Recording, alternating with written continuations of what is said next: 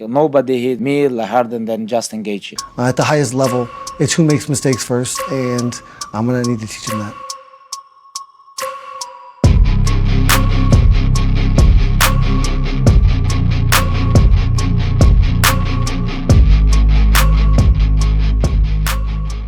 Bayangkan satu petarung yang hidup dari hype dan satu petarung lain yang hidup dari kekerasan.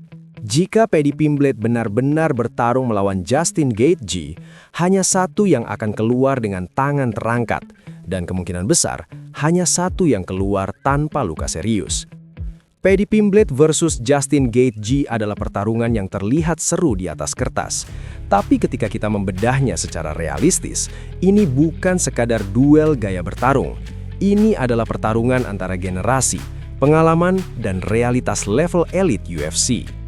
Paddy Pimblett adalah simbol era baru UFC, flamboyan, penuh percaya diri, dan selalu membawa energi chaos ke dalam oktagon. Dia bukan petarung paling teknis, bukan striker paling rapi, tapi dia sangat berbahaya ketika pertarungan menjadi liar dan tidak terkontrol.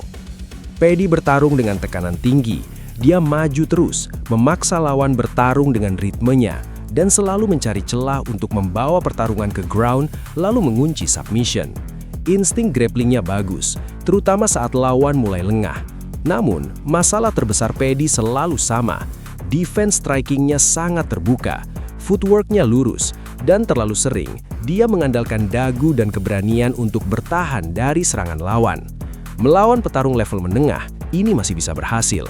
Melawan Justin Gaethje, ini adalah resep bencana. Justin Gaethje bukan sekadar petarung keras.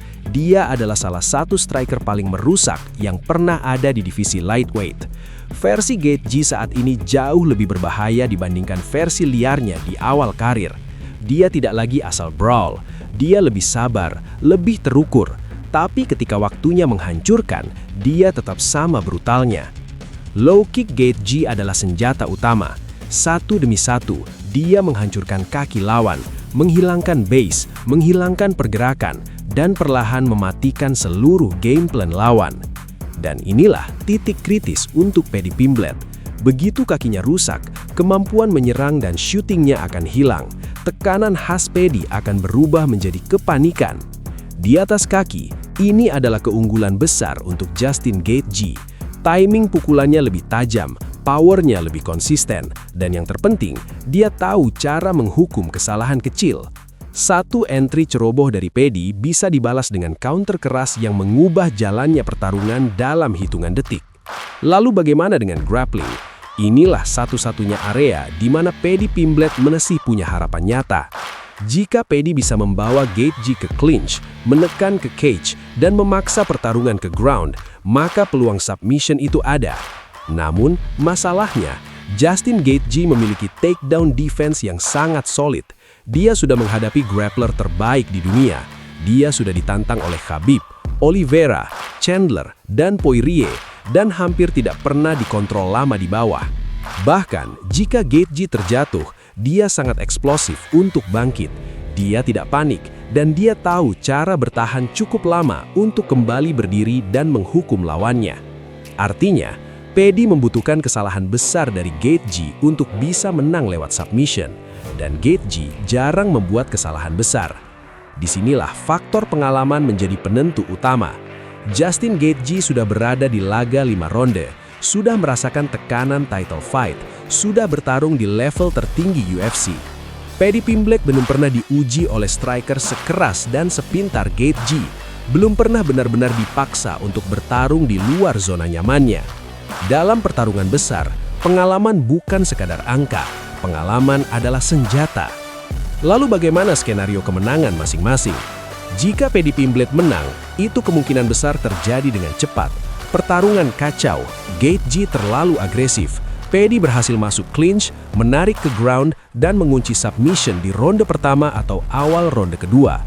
Kemungkinannya ada, tapi kecil.